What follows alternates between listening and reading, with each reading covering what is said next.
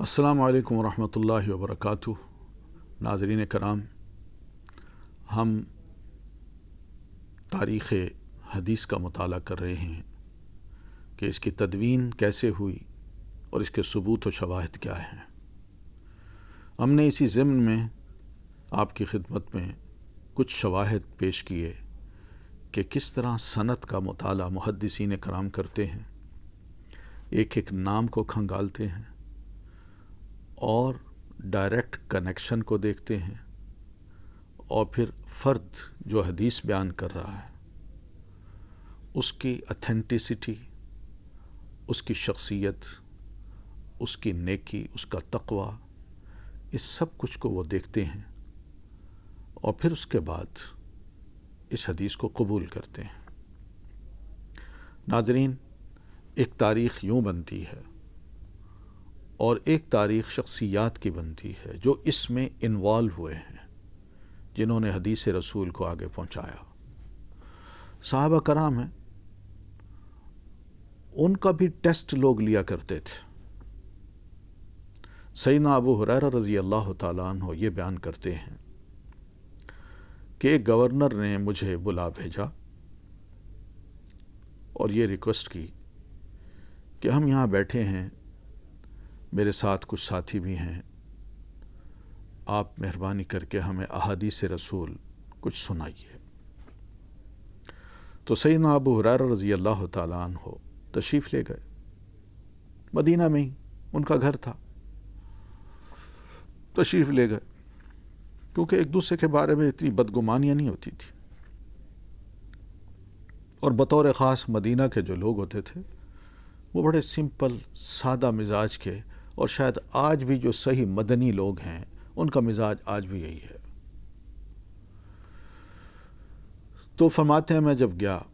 تو مجھے یہ علم نہیں ہو سکا، لیکن اس نے ایک کام کیا کہ پردے کے پیچھے ایک کاتب کو بٹھا دیا اور اسے یہ کہا کہ ابو ہریرہ رضی اللہ تعالیٰ عنہ جو بولیں تم نے وہ لکھنا ہے۔ تو سیدنا ابو ہریرہ رضی اللہ تعالیٰ عنہ نے چند احادیث سنا دی، تشریف لے گئے۔ گورنر نے وہ تحریر لے کے کاتب کی اپنے پاس محفوظ کر لی۔ ایک سال بعد گورنر نے پھر سیدنا ابو ہریرہ رضی اللہ تعالیٰ عنہ سے درخواست کی کہ آپ تشریف لائیے، وہ جو احادیث پچھلے سال آپ نے سنائی تھی وہ واقعی اس قابل تھی کہ ان کو یاد کیا جاتا اور ہمارے لیے بڑی مفید تھی، کیا یہ ممکن ہے کہ آپ ہمیں دوبارہ وہ احادیث سنا دیں؟ سیدنا ابو ہریرہ رضی اللہ فرمانے لگے ٹھیک ہے، میں آ جاتا ہوں۔ تو تشریف لے گئے۔ گورنر نے وہ تحریر اسی کاتب کو دی کہ یہ رکھو اپنے پاس، اور پردے کے پیچھے چھپا دیا کہ جو ہی ابو ہریرہ حدیث کو سنائیں اور کہیں بھی غلطی کریں تو اس فوراً تم باہر نکل آنا، اور پھر میں جانوں گا یا ابو ہریرہ۔ اب اتفاق ہے کہ سیدنا ابو ہریرہ رضی اللہ تعالیٰ عنہ نے وہی پچھلے سال کی احادیث دوبارہ سنا دی، اور بغیر کسی غلطی کے اور بغیر کسی کمی بیشی کے۔ اور پھر جناب ابو ہریرہ رضی اللہ تعالیٰ عنہ کو بتایا گیا، جناب آپ کی میموری کی ہم داد دیتے ہیں کہ آپ نے پچھلے سال کی جو احادیث جس ترتیب سے سنائی تھیں اسی ترتیب سے آپ نے اس سال سنا دی ہیں۔ واقعی ہمیں یقین ہو گیا ہے کہ آپ کے پاس جو علم ہے وہ ایسا ہے کہ جس کو آپ نے اچھی طرح ازبر کیا ہوا ہے، اور اس کی روایت میں آپ کوئی غلطی نہیں کرتے۔ اب سیدنا ابو ہریرہ رضی اللہ تعالیٰ عنہ کی شخصیت کو لیں تو یہ یمن کے قبیلہ دوس کے فرد تھے، وہیں اسلام پہنچ چکا تھا۔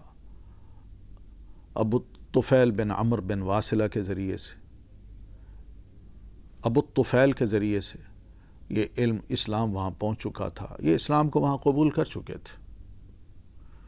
اور جب نبی علیہ الصلاۃ والتسلیم کو انہوں نے 6 ہجری میں خیبر کے مقام پہ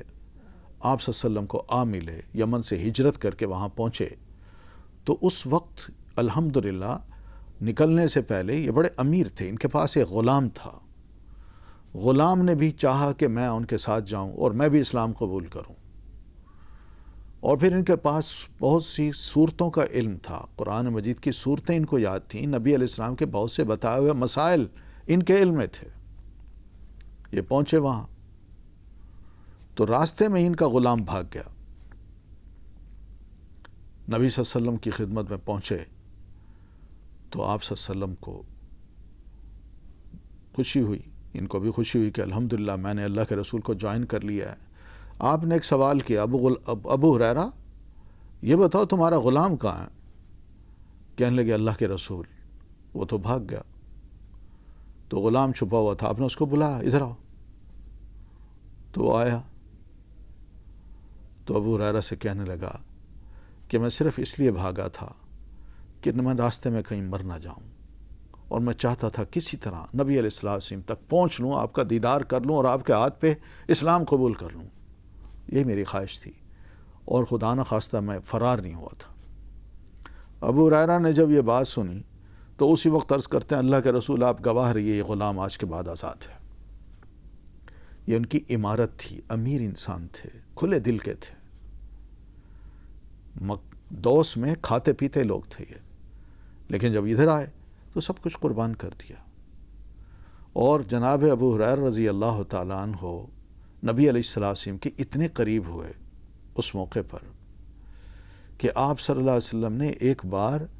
سردی میں ان کو دیکھا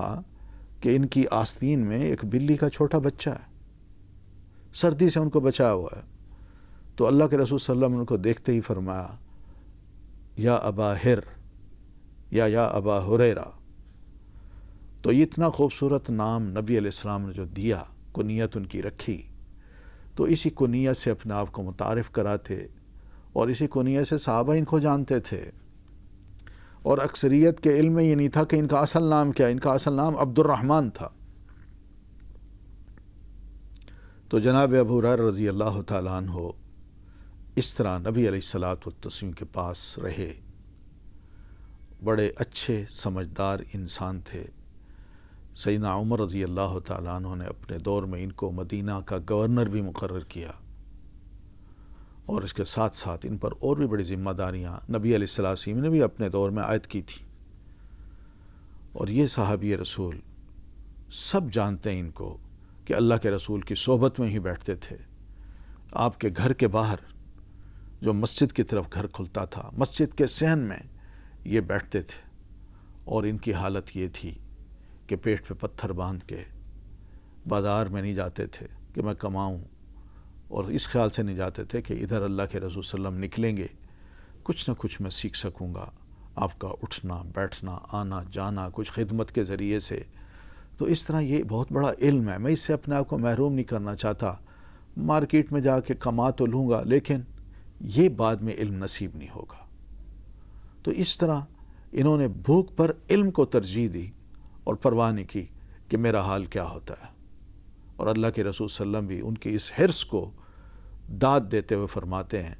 مجھے علم ہے کہ تم میرے اس علم کو، میری حدیث کو سیکھنے کے سب سے زیادہ حریص ہو۔ آپ کے یہ لفظ ہیں، صحیح بخاری میں موجود ہیں، کتاب العلم میں۔ تو جناب ابو ہریرہ رضی اللہ تعالیٰ عنہ نے اس علم کو سیکھا، یاد کیا، اور پھر اس کو آگے شاگردوں کو دیا۔